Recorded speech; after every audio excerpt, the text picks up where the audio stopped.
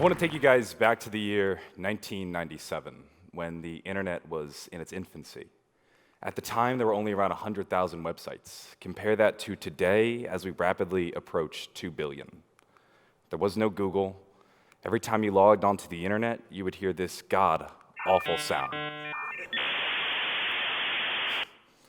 Meanwhile, in 1997, I was also in my infancy, but I wasn't making this sound. I was making this sound. And I promise that's the last time I'll make you guys listen to any more terrible noises. My name is Comonitski. I'm a junior here at Penn State studying computer science and German, but most importantly, I'm a member of Generation Z. Generation Z is defined as those born between 1995 and 2010. I think a better name for this generation would be the internet generation, because we're the first generation in which almost every single one of us grew up alongside the internet. There was seldom a time when we didn't have access to the internet. Now, what does that say about our generation? Well, as cliche as it sounds, we love social media. Awesomeness TV, which is a digital media company, found that 65% of us said that not having a cell phone significantly hurt your social life. And on that note, be sure to follow me on Twitter at JohnnyJ25. In addition to that, a lot of our education happens online. We prepare for classes and exams through YouTube videos. If it wasn't for online educator Patrick JMT on YouTube, there was no way I was passing Math 230. Another thing you can say, and I think this is especially true for me and those born on the tail end of the generation, a lot of us are growing up, instead of watching TV and wanting to be on TV, we're growing up watching YouTube and wanting to become YouTubers. This was a particular dream of mine. I remember when I was in middle school, I used to tell people I wanted to be a director because I was embarrassed to say I wanted to be a YouTuber. At the time, a profession like that didn't exist, and most adults would scoff at the thought of that. Well, this was a dream of mine, and I eventually achieved it. I run the YouTube channel JohnnyJ25, where I upload videos of myself playing the video game Call of Duty Zombies. It all started back in 2009. I'd saved up enough money and bought myself a laptop. With that laptop, I discovered a world of online video. I was hooked, and I had to be a part of it. So in 2010, I uploaded my first video, and I want to thank the Lord that embarrassing video does not exist anymore. 2011, I uploaded the first video of myself playing Call of Duty Zombies. Unfortunately, that mildly embarrassing video does still exist on the internet. And if we fast forward to 2019, I now have over 1,100 videos on my channel. They've been seen over 75 million times. I've built a small business, but most importantly, I became a YouTuber. I had achieved my dream, but what I didn't realize is that becoming a YouTuber also means I became what's known as an online influencer. An online influencer is a marketing term used to describe people like myself, those with large followings online. It's a way for brands to buy authenticity. Think celebrity endorsements in the internet age. And admittedly, it's a term I don't particularly like, but it's not inaccurate. People like myself do carry a lot of influence online, especially with the younger generations. And that's what I want to talk about today. With the rise of Generation Z, and with it, the rise of the internet, we're starting to see a new type of celebrity, the influencer. And I want to ask the question, are we prepared for that? When I was younger, the celebrities that were aimed for towards children were people like Miley Cyrus or Zac Efron. They come from corporate machines. They have teams of lawyers behind them. There's people whose entire job it is to keep them on brand and on message. There's constant control. Sure, there were scandals every now and then, but when they happened, they were relatively minor or quickly swept under the rug. Now the celebrities that young adults and kids are paying attention to are online influencers, people like Ninja. Ninja made a name for himself over the past year by streaming Fortnite onto Twitch.tv, and he's broken into the mainstream in a way that other online influencers had never before. Last year, he found himself on the cover of Sports Illustrated. He was first gamer and online influencer to ever do so. He hosted his own event in Times Square on New Year's Eve, and his following is absolutely massive. At Ninja's peak, several million people were tuning in every day to watch him stream Fortnite. And on his YouTube channel, he has around 21 million subscribers, one of the first channels to ever reach such a number like that so quickly. And what makes Ninja and other online influencers like him different from the celebrities that I mentioned prior is that they don't come from corporations. They don't have lawyers behind them. In fact, the only person that could ever hold an online influencer accountable is themselves. And with that said, I'd like to tell you a story of a different online influencer. This is Logan Paul. To give you a sense of Logan Paul's following, he has 18 million subscribers on YouTube.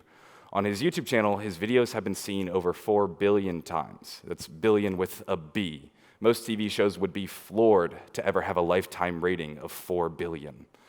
He has 5 million followers on Twitter and 16 million followers on Instagram. Logan found himself in hot water last year when he had uploaded a video of himself in what's known as the suicide forest in Japan. This video was incredibly distasteful, it was insensitive, featured images of dead bodies, and trivialized suicide.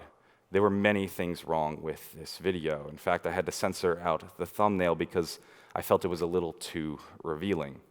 Regardless, this video blew up. It was number 10 on trending, which meant that everybody, when they logged onto the front page of YouTube, saw that video. It received 6 million views, and those are just the 6 million views that YouTube had counted. Knowing a bit of how the back end works, when a video is first uploaded onto YouTube and it goes viral, YouTube has a hard time keeping track of all the views, so it has to verify them to make sure they're all legitimate. Thus, the view counter lags behind. In reality, this video could have been seen as many as 10 to 15 million times before it was eventually taken down by Logan. As I mentioned earlier, there's a lot of things wrong with this video, but I think the biggest problem of them all is that a majority of Logan Paul's audience is under the age of 18. So by uploading this video, he had exposed an audience of millions of children to images of dead bodies, something I think we can all agree is unacceptable. And while I don't want to assign a motive to Logan or assume his motives, he might have been thinking something like this. With a thumbnail like that and a title that says, "We found a dead body," well, that draws people in. People are going to click on that. Suddenly you get millions of clicks, and those millions of clicks become millions of views, then tens of millions of views. As it goes viral, suddenly you're getting tens of thousands of dollars just for a single video. And perhaps Logan got caught up in the rat race of trying to make the next viral video and trying to push the envelope. And when the only person that can hold an online influencer accountable is themselves and they get caught up in the moment, you get something like this. Now, this was a more public example of an online influencer screwing up. Most of them don't make it on to Good Morning America, and I'd like to believe that what Logan Paul did was a mistake and doesn't fully reflect his character. However, sometimes there are actions of online influencers that are a little bit more questionable and make me wonder whether or not they're accidents. Take, for example, this online influencer. Admittedly, he's somebody I don't particularly like. I'll admit my bias in this situation, so I'm not going to reveal their name just to prevent drawing attention to them. This online influencer once accused a 62-year-old man of being a pedophile. Now, I know that's a very serious and sensitive accusation, but in this instance, it was unfounded, had no basis in truth, and was absolutely false. He still hurled out that false accusation, and the damage was done. It reached his audience of 4 million YouTube subscribers and 2.5 million followers on Twitter.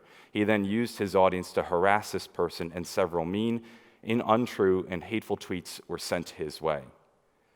What this ultimately culminated in was a very tragic video of a 62-year-old man crying into a camera, trying to figure out why so many people were saying so many untrue and hateful things towards him.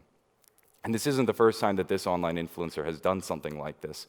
In one instance, his audience harassed someone nearly to the edge of suicide. And this gets at the problem with influencers.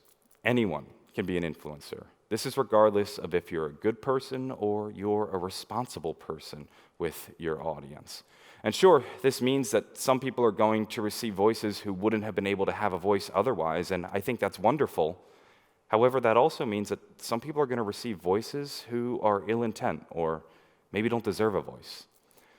So what does this mean going forward? Well, gone are the days when the television can be the perfect babysitter, I believe, because kids don't want to watch television anymore. They want to watch YouTube.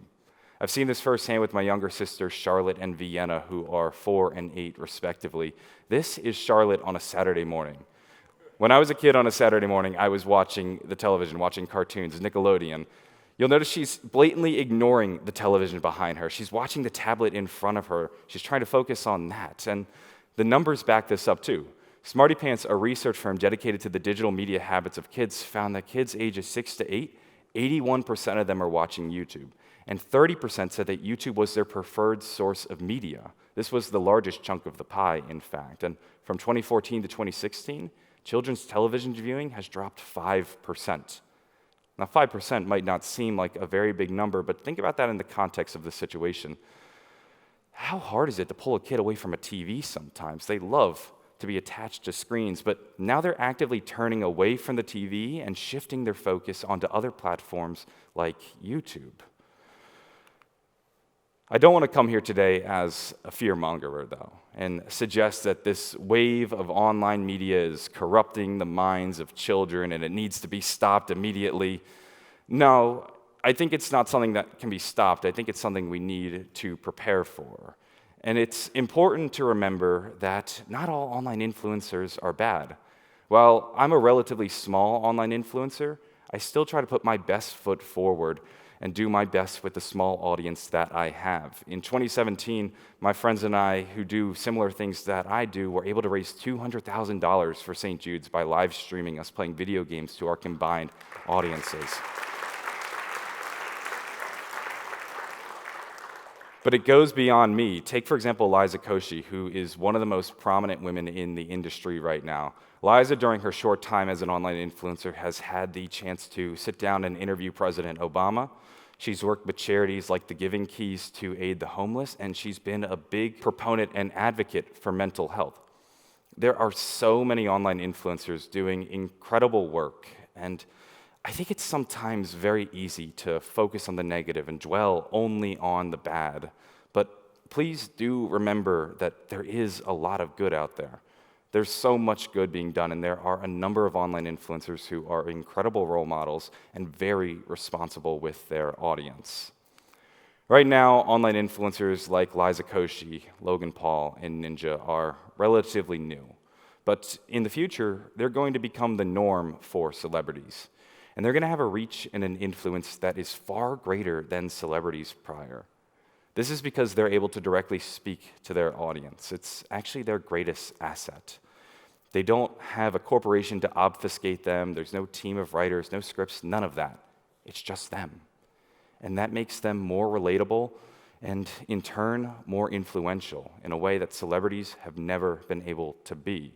And I know it sometimes might be trivial to think about celebrities like this, but remember that they are the ones that are going to be influencing the generations to come. So the hope is that they can be responsible, and sometimes they won't be. So I come here today as an ambassador for this new wave of online influencers. This is a wave that I grew up alongside, I was heavily influenced by, and eventually became a part of. Right now, the landscape of media is changing rapidly, and who our celebrities are is changing rapidly. And I think that's something we need to be aware of. For parents, I'd say now more than ever should you pay attention to what your kids are watching. Sure, back in the day you could say that, oh, there was stuff on TV I didn't want my kids seeing, but you were able to speak with a level of certainty that, say, something on Nickelodeon was age-appropriate for them. You can't always speak with the same level of certainty to what you're going to find on YouTube. Now, the solution is relatively simple. I'd say just do your research. Keep tabs on who your kids are watching and do some quick Google searches. And to everyone else who isn't a parent, I'd recommend similar advice. Be careful who you follow. Anyone can be an online influencer. I mean, just a few years ago, I was a kid in my room playing video games. But now I can jump onto Twitter and reach 20,000 people with a single tweet. Thank you.